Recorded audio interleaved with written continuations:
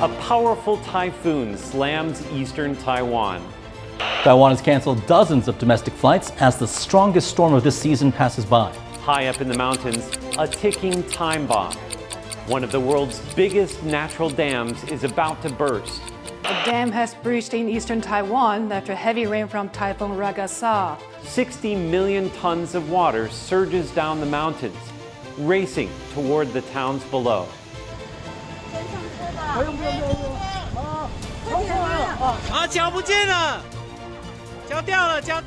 In Guangfu, families are trapped inside their homes.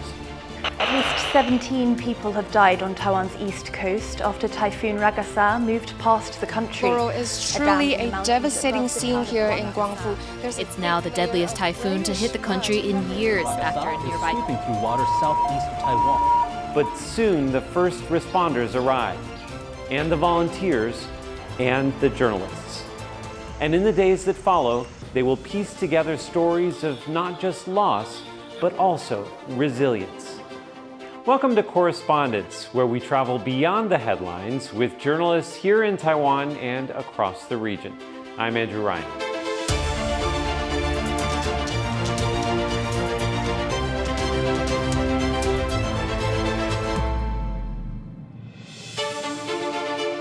When disaster strikes, most people run to safety, but not journalists. They run toward the stories, serving as our eyes and ears on the ground. One of those journalists is Ritchie Tongo, who's been a photographer with EPA Images for more than a decade. He traveled to Hualien to document the aftermath of Typhoon Ragasa. Ritchie, thank you so much for joining me today. Thank you for having me. I want to rewind to the day of the disaster, the day that you knew that you were actually going to travel to Hualien. What played out that day? When we are covering disasters, we are now using those technology and apps to monitor what's happening.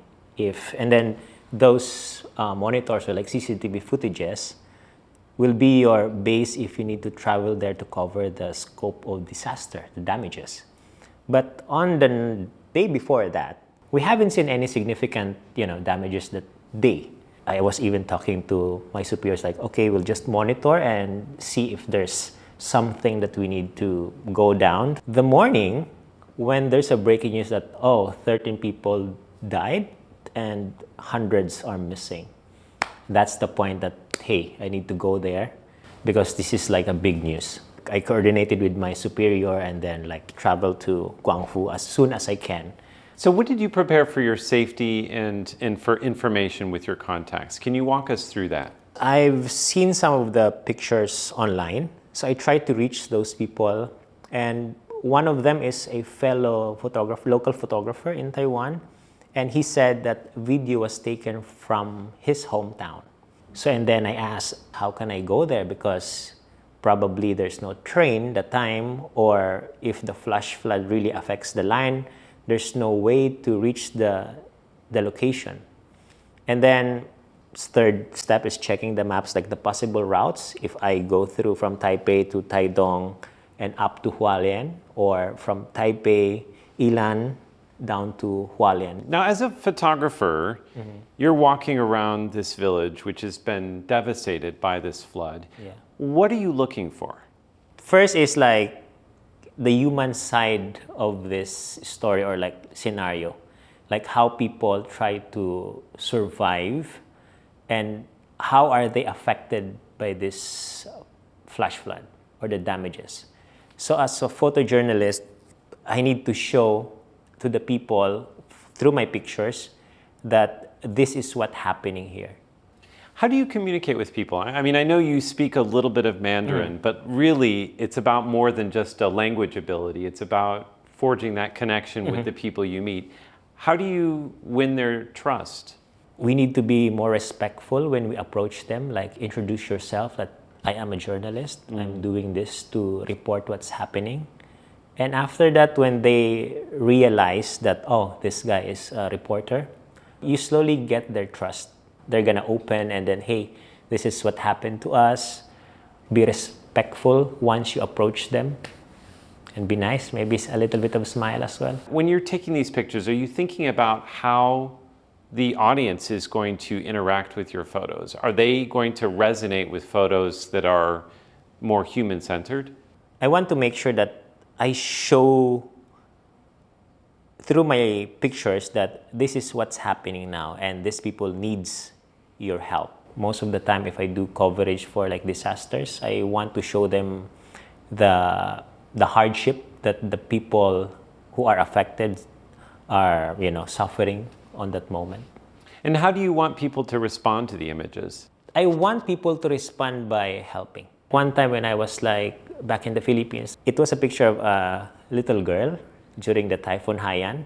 She is using this empty bottle of water, trying to catch raindrops to drink. When the picture was published, it was shared 1,000 times, and the people said yeah, we need to send these people food, water. Imagine a little girl trying to catch the rain just to drink. It's really, heartbreaking. And as a photographer, when you're taking photos of things that are quite emotional and quite sensitive, how do you respond in the moment? Are you also moved by the things that you see? Of course, we are human. We feel the hardship that they are, going through. But sometimes you need to suppress that emotion to deliver the pictures that needs to be published. Now, we also sent a reporter down to Hualien, Irene Lin. She was among the first journalists who traveled to Guangfu to report on the aftermath of the deadly flooding. Let's take a look back at one of her reports from the scene. Now, as you can see behind me is a convenience store that has its display windows shattered by floodwaters. And just outside the shop is a cargo container stuck at a dangerous angle.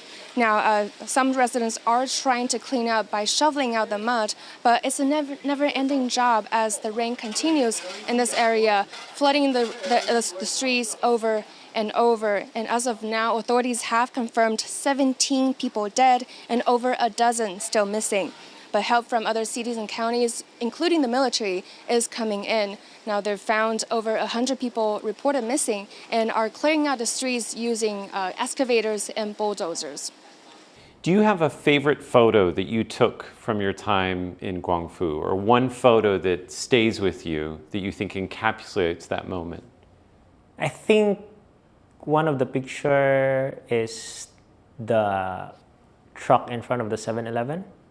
Because in Taiwan, we have 7-Eleven is all around. It symbolizes convenience. Yeah, yeah. And then once you've seen that even a 7-Eleven is devastated, it's kind of and where should we get the supplies if even this convenience store is there's nothing to get in. Now, as you mentioned, this is not your first time reporting on a disaster. You were reporting on Typhoon Haiyan in the Philippines, which was absolutely devastating. Huge loss of life, lots of damage. Do you see any similarities as a photographer when you're walking around, for example, the Philippines post-Haiyan, here in Taiwan post-Ragasa? In the Philippines, they utilizes the churches to be as a temporary evacuation center. And here in Guangfu, I've seen that also, one of the churches. So when I was photographing inside a church, people sleeping, taking a nap, resting, it reminds me of my assignments back home in the Philippines. And I think also when the people trying to gather around and help each other, if they've seen someone in pain, try to rescue right away. That's a very human thing. Amid this destruction and the chaos, I'm sure that you also saw some stories of bravery or stories of people helping out. Oh, for sure. Can you talk a little bit about that and some of the images related to that? At one point, I've seen these trucks going around and giving food, water. I was so amazed, they are right away. They want to help people who are trapped in those locations. They have been throwing bottled water for the people who cannot go down because they're on the second floor. They're trying to help everyone. In this day and age when all of us have a cell phone in our pocket, why do we still need photojournalists? The way that photojournalists or journalists in general, the way we approach the subject, that brings the feeling, brings the back, the behind the scenes stories, is the most important thing that we as photojournalists or journalists strive to deliver. Because sometimes and then I think as a journalist, we have this ethic that we need to deliver things within the context. Because sometimes when people take pictures, they just publish it, but they don't really see the context. Yeah, it's not just about taking pictures, it's also about telling stories. Exactly. And I think, of course, if anybody sees Ritchie's photos, you'll see that your years of experience has informed the way you tell those stories. Yeah. Ritchie Tongo, thank you so much for joining us here today. Thank you so much. Yeah. Up ahead on Correspondents, a look at how our team at TaiwanPlus covered Typhoon Ragasa for television. What did we learn from the experience? Stay with us.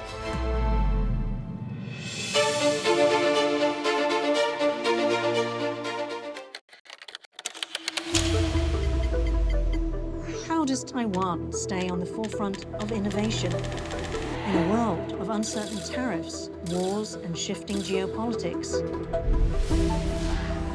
Get answers and more, from award-winning programs to exclusive Mandarin dramas. Download the TaiwanPlus app to any device today. No ads, no bias, just facts. TaiwanPlus.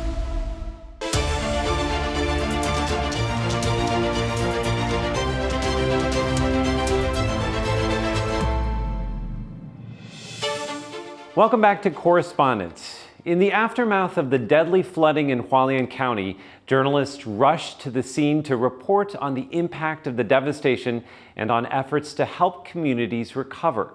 Joining us now are TaiwanPlus reporter Sandy Chi and TaiwanPlus producer Alec MacDonald.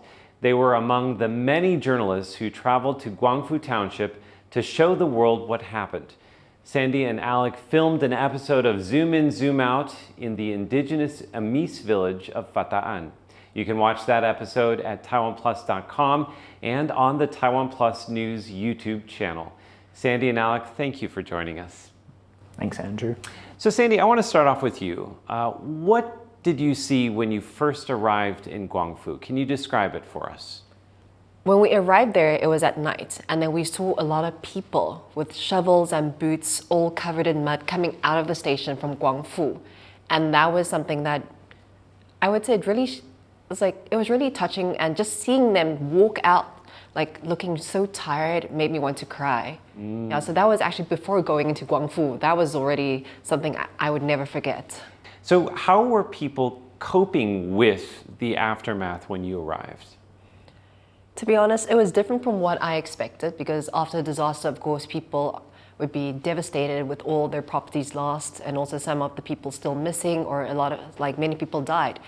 But to be honest, when I got there, what I heard was actually people screaming, "Do you need help? Who needs help?" And then there were smiles on people's faces, which was something I did not expect. And you arrived, I think it was 9 days after the incident.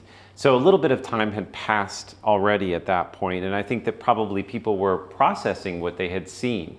Was that your experience? Yeah, I think a lot of people were processing what they had seen, but I think a lot of the survivors were still in that initial stage of grief. One of the first images that stuck in my mind, we had started walking down the street and getting B-roll, just what we were seeing.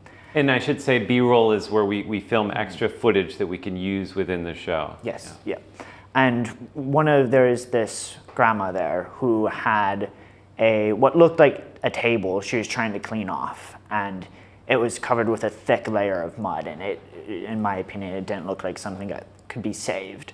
But she was still standing there scrubbing off all this mud with a shovel and trying to get it off, and it just still looked like some of the survivors were just in a state of shock and trying to repair and recover as much as possible.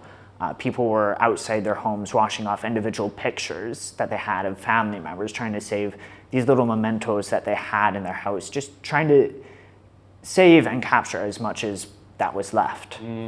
So for many of these people, a lot of their lifelong memories had been swept away with the waters. Like you said, photos. A lot of people would have lost pretty much everything in this. Now, one of the people that you met when you were there, Sandy, was a young Amis man called Gulas. And you actually ended up walking through Fataan with him. He was pointing out things as you went. Can you tell me, how did you meet him? And what was it like to walk through his village with him, seeing it from his eyes? He was like, oh, this is my aunt's house. This is her car. And the car was completely damaged. He was like, okay talking about it. But then when we talked even more, I could feel his emotions. And then while we were walking, he was like, oh my gosh, he was shocked to see something. And apparently it was his scooter. Yeah, his own scooter? His own scooter, yeah. Because he said that he left his scooter there, and then after the flood, he couldn't find it. And then while we were walking, he just found it, and he was really happy. And the first thing he wanted to do was to check if it was still working. So it's really, people are still putting their lives back together again. Things are completely scattered about or completely gone. So I think that this is something that they'll probably be dealing with for quite a period of time. Now, I think it's really important to hear the survivors speak about these experiences in their own words. So I want to play a clip for you. 就是大家都那个家园的东西都没有了，大家都不敢想。从小到大，我是这个故乡长大的小孩子，看到会流眼泪啊，真的。然后甚至这一次，我太太的大舅舅也因为这次的风灾被淹走，也走掉，来不及躲，所以很多时候压抑在心里面的事情是很难讲。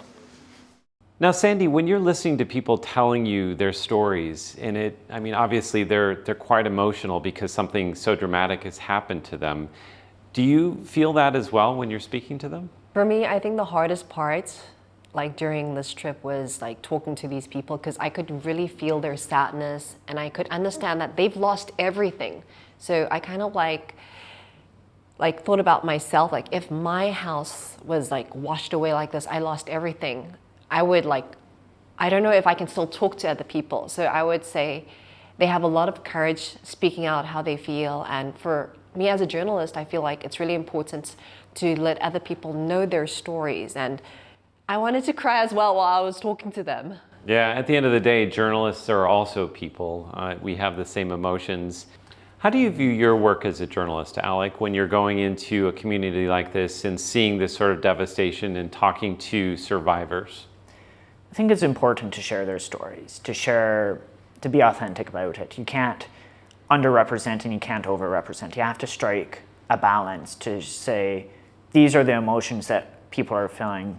It's difficult though, because people feel a wide range of emotions. There's people who feel very hopeless. There's some people you can just look at them and they kind of have that 1,000-yard stare. And then there's others who they have more hope. They still can look towards the future more. So you have to find a balance between airing both. You can't underrepresent and you can't overrepresent. And that's really difficult sometimes because not everybody will want to talk. So I think sharing the authentic situation and authentic emotions and feelings is very important. When you see all of the different elements for your story lined up, how do you prioritize which parts of the story are the most important to tell? Where do you begin with the story? It was hard because I felt like everything was so important. And of course, we have these are the longer version and then the SOT, which is the shorter version. Zoom in, zoom out, yeah. Yes, and then cutting it short was so hard. I wanted to put everything in because I feel like every single interview, every single all the footage, they're so valuable. And then the emotions, the vibe, it's very hard to decide. By the end of the day, we have to chop, yeah. decide what to do. It's hard to edit yourself, isn't it? Yeah, it's difficult because we have zoom in, zoom out is 15 minutes. It's very short time. There's a lot of elements to get in there, a lot of stories to get in there because you spend so much time talking to these people and getting to understand a bit of their life, and you have to put maybe a minute, 2 minutes of their story in there, and that's it. And you have to encapsulate a lot of that feeling and emotion that you're experiencing on the ground that they are sharing to you in 1 to 2 minutes to a viewer.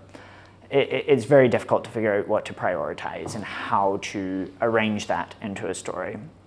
I think the way that we did prioritize that is we wanted to just share what was happening. So the visuals, I think, maybe took priority in sharing what we saw on the ground and what was happening just 9 days after the flood. So as journalists, it was also important for you to stay out of the way of the people who were working on the recovery efforts as well. So journalism takes a backseat to recovery work, yeah? Yeah, definitely. I wanted to make sure that we were almost ghosts, kind of moving in and around with affecting other people as little as possible, not standing in their way, making sure we did not get in the way of volunteers. There's a lot of heavy equipment there, a lot of military personnel moving very quickly, first responders. There are still ambulances moving throughout. And also just preparing water, making sure that we are not going to get heat stroke ourselves because it's still about 30 Celsius outside.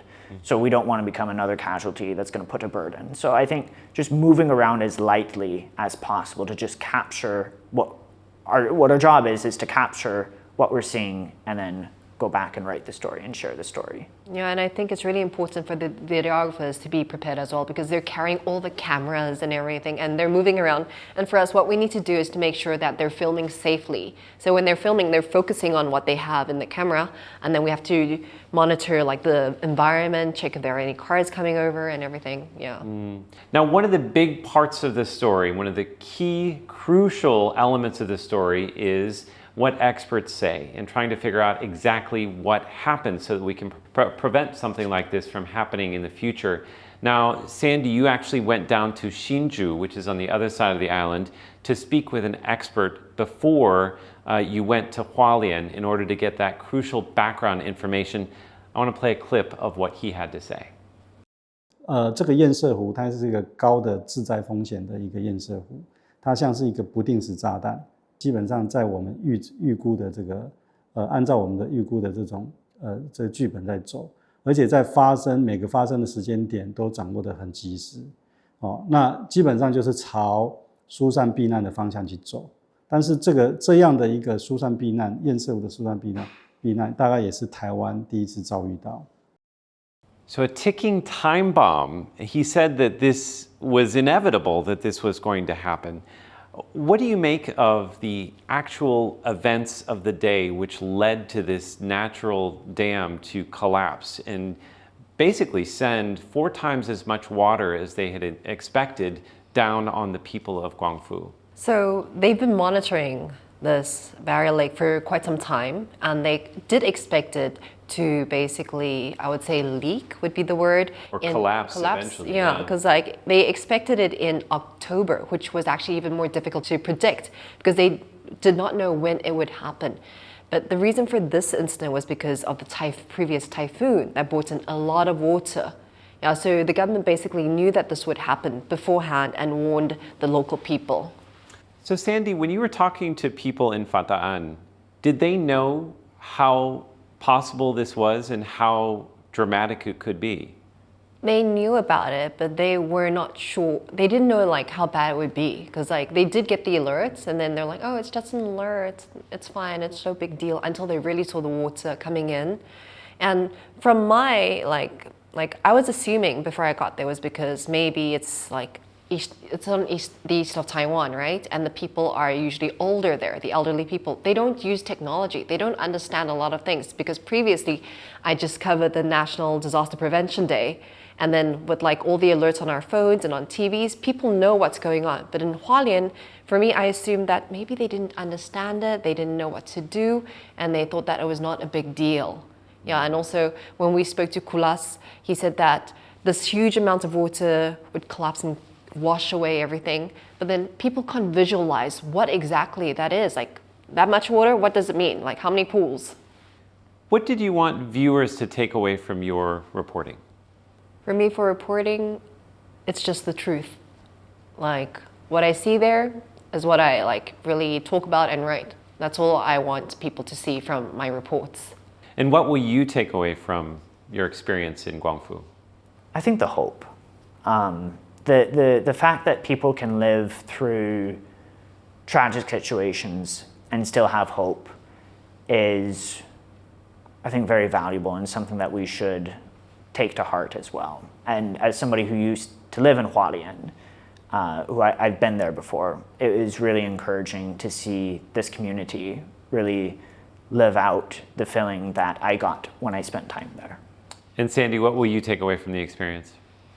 For me, this is Taiwan, and then I'm proud to be Taiwanese, seeing all the people gather together, help one another, and again, during such challenging times, still have smiles on the faces, appreciate the help, and go on with their lives. This is something I appreciate the most. Sandy Chi, Alec MacDonald, thank you so much for sharing your experiences with us today. Thank you. And thank you for joining us for Correspondents. I'm Andrew Ryan.